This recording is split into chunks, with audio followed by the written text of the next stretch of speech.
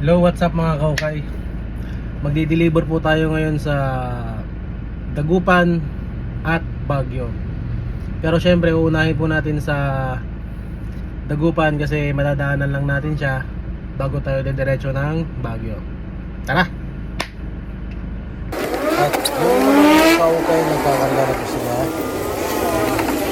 Ang nagkakamada po ay si Johnny the robot. Yung mga binubuhat nila mga kaukay ay galing pa yan sa third floor. Mamaya itutur ko po kayo sa third floor para makita nyo yung mga stock namin. Ganyan mga kaukay kasi naka time lapse po tayo. Talaga ni Johnny the robot. Yun ang gaganda ng mga katawan ng mga nagbubuhat. At tutur ko na po kayo sa ating bodega. Yan po yung mga available na box po natin. Sa mga gustong mag-order, mag-comment na lang sa message para maka-order po kayo kung gusto nyo mag-order ng mga box natin. Yan. Mahigit 500 plus po yan mga kaukay.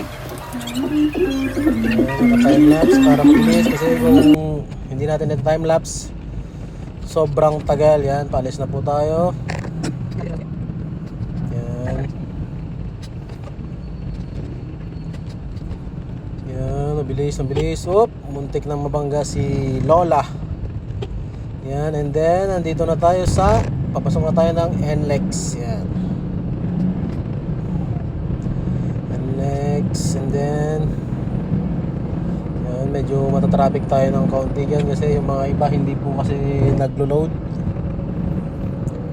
kaya medyo matatagalan tayo kaunti lang naman, 10 minutes, 20 minutes gano'n.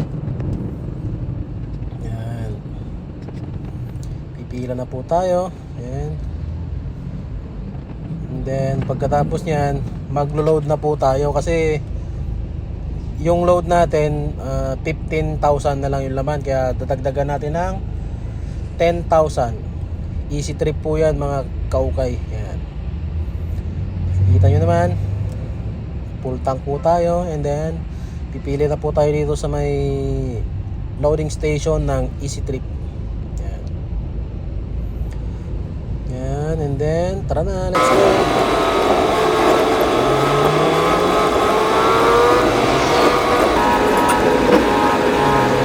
Santa Rita na po yan mga kaukay. Ang ating budget is 100 to 120 lang po kasi mabigat po yung karga natin. And then papasok na po tayo ng EasyTex. Traffic po kaunti. Kaunti lang naman, hindi masyado matagal na EasyTex. Yan po yung ginagawang Skyway. Nasa EasyTex po na tayo kaibigan. Sa mga kapwa ko driver, medyo dahan-dahan lang po tayo sa EasyTex kasi may nanguhuli ng overspeeding po yan. Dapat naka 110 ka lang po. Pero pag lagpas po yan sa EasyTex ka na, pwede na magpatakbo na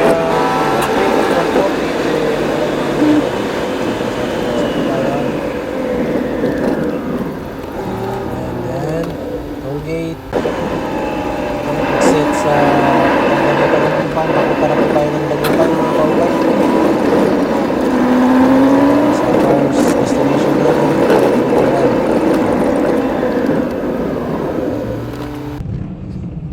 Malapit na. Hindi ko nasa Ordaneta na po tayo. Makikita nyo po yung pinakamatapang na kalabaw. Yan, laki. Hindi ko binidyoan lahat kasi matagal, kaya paputol-putol. Yan, nasa Santa Barbara na po tayo. Kaya dyan po tayo dumaan kasi para shortcut. Yan, papasok na po tayo ng Dagupan. Yan, shortcut. And then nasa Capitol of Puto na po tayo sa Calasiao. Yan, diretso. then nasa crossing papuntang Dagupan na po yan mga kaukay. Yan. Makikita nyo po yun yung welcome to Dagupan. Yan, Bangus Capitol. Yan, Dagupan. Welcome to Dagupan City. Yan, malapit na po tayo sa first destination natin sa may SM Center Dagupan. Diyan sa tabi niyan, sa gilid. Diyan lang po yung pagdideliveran natin. Yan. Yan, sampa ko na yung ating sasakyan dyan para makapag-deliver na. Oops! Yan, nakaparada na po tayo ng maayos. And then, yan po yung mga kapaligiran. Inaayos po yung kalsada. Yan po yung kasama ko. Yan po tayo magdi-deliver mga kaukay. Mga taga-Dagupan dyan, pwede kayong mamasyal dyan at mag-shopping. Mura lang po yung mga paninda dyan. Magaganda pa. Ayan. Sariwang sariwa. Ito po yung sa kanilang bodega sa may second floor.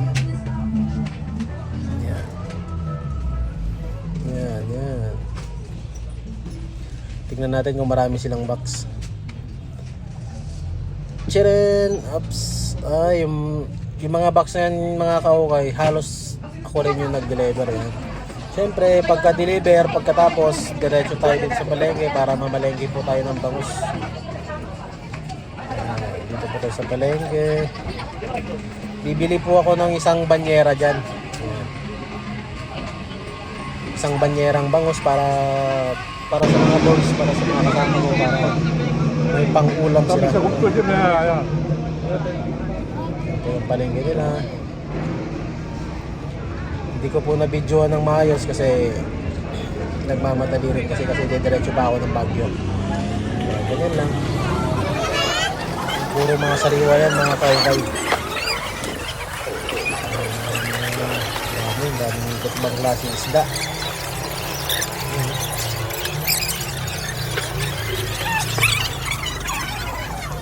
Tapos ang nakakatuwa pa,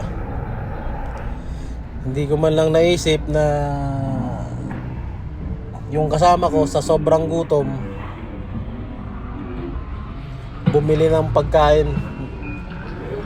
Yung ewan ko anong tawag dun sa Pangasinan at Ilocano, yung bilog siya na malagkit na nakatusok, na tinusok siya ng barbecue stick at may nakapalibot sa kanya na asukal. Ayan, makikita natin yung kasama ko yan, kawawa naman. Gutom na pala. Ayan, marami kayong pagpipilian dyan, mga mangga, tuyo, bagoong, yan, puro mga sariwa yan mga kaukay. Ayan, nakawawa yung kasama ko dyan.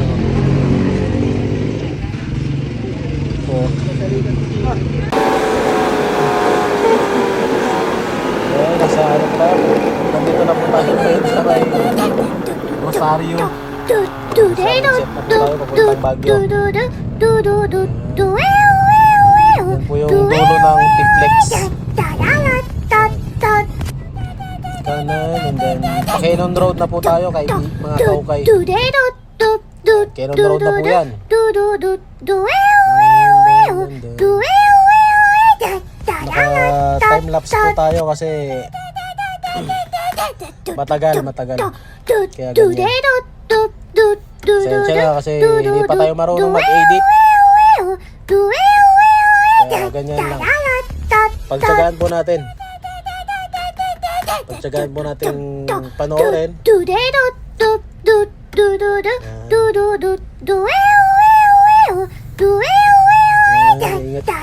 Sa mga hindi pa po nakakaalam na kapwa ko driver, pwede na po tayong dumaan sa Quezon Road.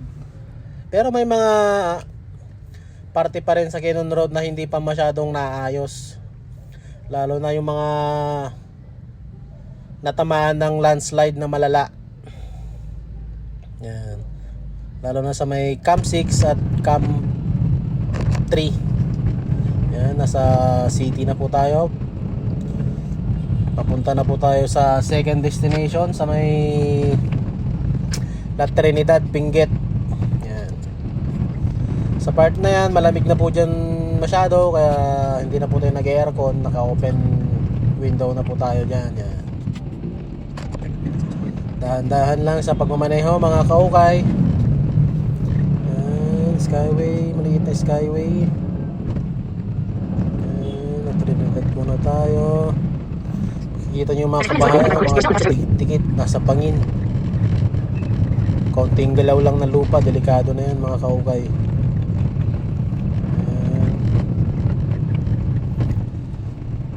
Ayan, welcome to Trinidad na pala. La Trinidad na tayo mga kaukay. Dahan-dahan kasi maraming traffic enforcer at nakakatuwa po. Pagdating namin may nakita kong dalawang puno na punong-puno ng itag. Yun po yung karne na binila din po. Nakikita nyo naman siguro. Bali, dalawang puno po yan. Diyan po kami magdi-deliver mga kaukay yan. May budiga po sila dyan. Yan. Salamat sa mga manonood and please subscribe and comment kung anong tawag dyan sa karne na nakabilad na yan. Yung sakyan natin, mag-deliver na po tayo. Nag-aantay lang po tayo ng kasama na magbubuhat. Pinapagod po yung kasama ko sa sobrang gutom.